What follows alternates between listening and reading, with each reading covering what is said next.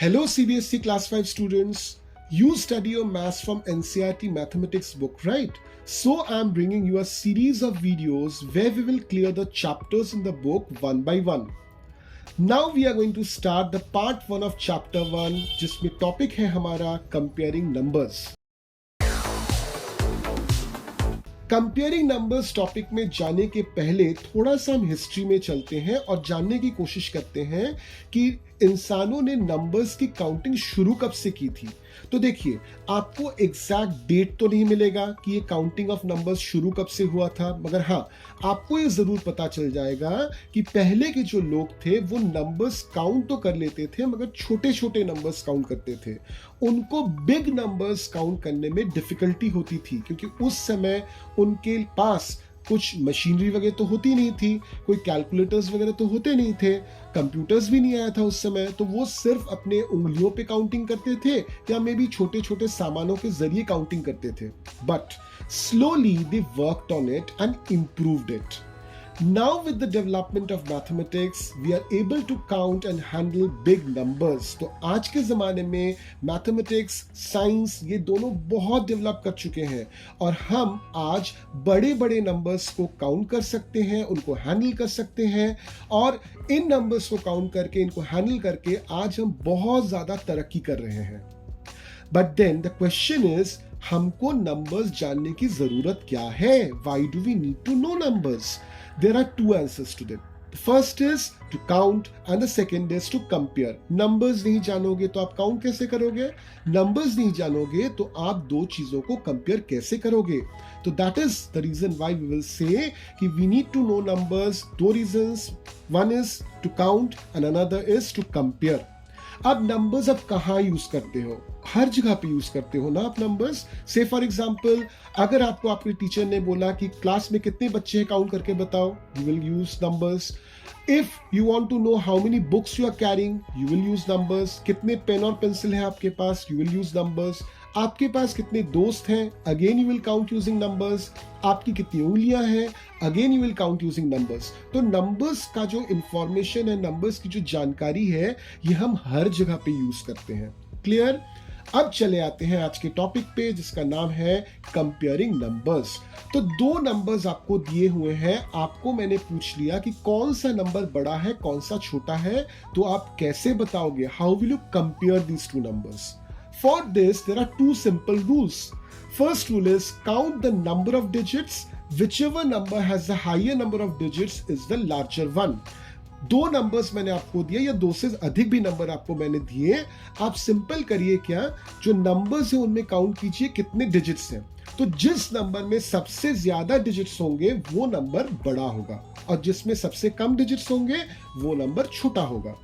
Rule number 2 बोलता है, if the number digits are same check for the place value of numbers. अगर number में digits same होते हैं तो अब आपको हर एक डिजिट का जो प्लेस वैल्यू है वो चेक करना पड़ेगा।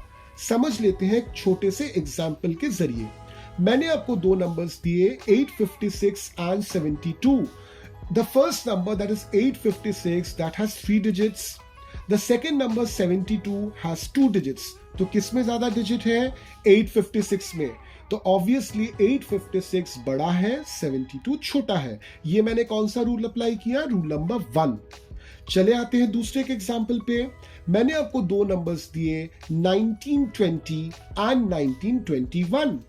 अब देखिए, जब आप रूल नंबर 1 अप्लाई करोगे तो 1920 में भी 4 डिजिट्स हैं, 1921 में भी 4 डिजिट्स हैं।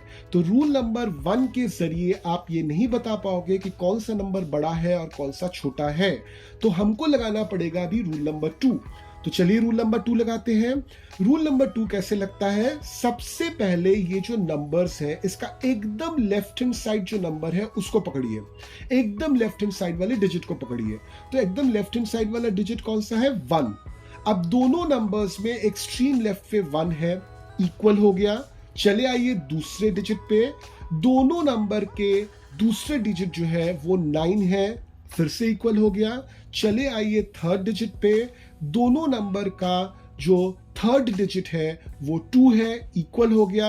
अब चले आइए लास्ट वाले पे, लास्ट डिजिट पे, 1920 में जो लास्ट डिजिट है उसका वैल्यू है 0, जबकि 1921 का जो लास्ट डिजिट है उसका वैल्यू है 1। तो ऑब्वियसली 0 और 1 में कौन बड़ा हुआ? 1। तो आप बोलोगे कि 1921 is greater than 1920. Am I clear? I hope it is clear now. ये दो रूल्स जो बहुत ही ज्यादा सिंपल है, आपको याद रखने हैं। इन दो रूल्स के जरिए आप नंबर्स को कंपेयर कर पाओगे। तो मैंने जो दो एग्जाम्पल्स लिए थे, पहले वाले एग्जाम्पल में दो नंबर्स थे, जिसमें से पहला वाला 3 डिजिट का नंबर था, दूसरा वाला 2 डिजिट का नंबर था। दूसरे एग्जाम्पल में दोनों ही नंबर्स 4 डिजिट्स के नंबर थे। मैंने ये दोनों रूल्स अप्लाई करके वहां पे बता दिया कौन सा बड़ा है कौन सा छोटा है। ठीक उसी तरह से अगर आपको कोई भी नंबर दिया जाता है, आप रूल नंबर 1 और रूल नंबर 2 अप्लाई कीजिए। अप्लाई करने के बाद आपको आसानी से पता चल जाएगा which is the bigger number and which is the smaller number. Clear?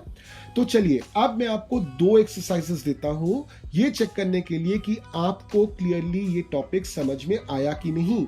तो the first exercise is I am giving you 2 numbers. तो मैंने कौन कौन सा नंबर दिया आपको? 18354 and the second number is 62773। आपको मुझे बताना है इन दोनों नंबर्स में से ग्रेटर कौन सा है।